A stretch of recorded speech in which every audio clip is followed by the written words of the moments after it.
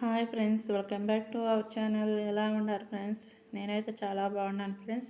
మీరు కూడా బాగుండాలని కోరుకుంటూ మనస్ఫూర్తిగా అయితే కోరుకుంటున్నాను ఫ్రెండ్స్. ఈరోజు బ్లాగ్లోకి వెళ్ళక ముందు అయితే నా వీడియోస్ కానీ మీకు నచ్చినట్లయితే ఒక లైక్ చేయండి ఫ్రెండ్స్. మీ కామెంట్ రూపంలో మీ అభిప్రాయం తప్పకుండా షేర్ చేయండి ఫ్రెండ్స్.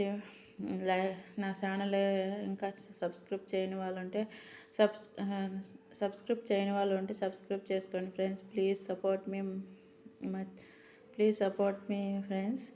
ఇంకా బ్లాగ్లోకి అయితే వెళ్దాం ఫ్రెండ్స్. ఈరోజు బ్లాగ్ అయితే పొద్దుతిరుగు గింజలు, గుమ్మడి గింజలు, అవిసె గింజలతోటి కరివేపాకు కారం అయితే చేయబోతున్నాను ఫ్రెండ్స్.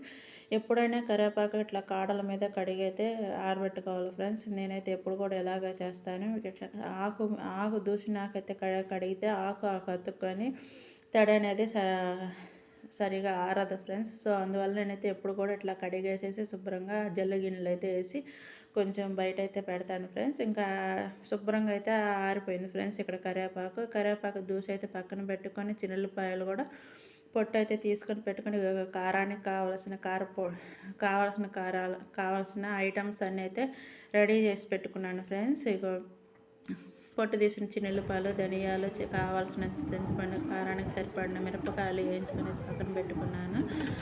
కరివేపాకు కూడా చాలా ఫ్రెష్గా బాగుంది ఫ్రెండ్స్. గ్రైండర్గా నాకైతే చాలా నచ్చింది. చూడండి ఫ్రెండ్స్ ఎలాగుందో,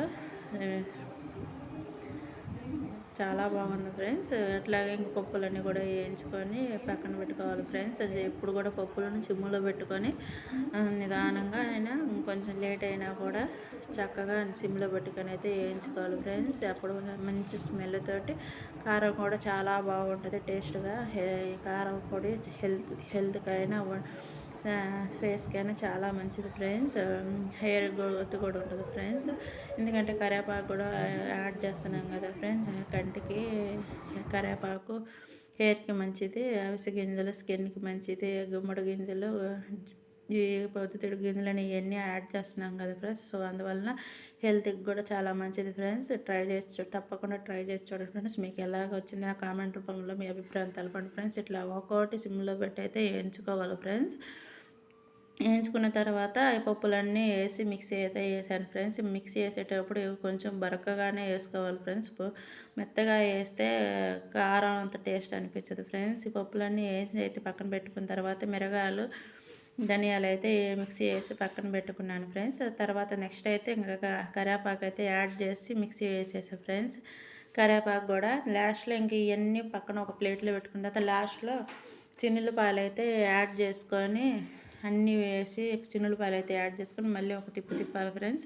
ఇంకా అంతా అయిపోయిన తర్వాత లాస్ట్లో నూనెలో వేయించిన చింతపండు ఉంటుంది కదా ఫ్రెండ్స్, అది కూడా వేసేసి కావలసినంత ఉప్పు కూడా వేసి మిక్సీ అయితే వేసేసి ఒక తిప్పి ఇంకా బాక్స్లో అయితే పెట్టుకున్నాను ఫ్రెండ్స్. ఇదిగా కారపొడి అయితే రెడీ అయిపోయింది. చూడండి ఫ్రెండ్స్, ఎప్పుడు కూడా కారపొడి ఇట్లా కొంచెం బరకగా ఉంటే ఇడ్లీలో తినేటప్పుడు కూడా నోటికి చుట్టకపోకుండా బాగుంటుంది ఫ్రెండ్స్.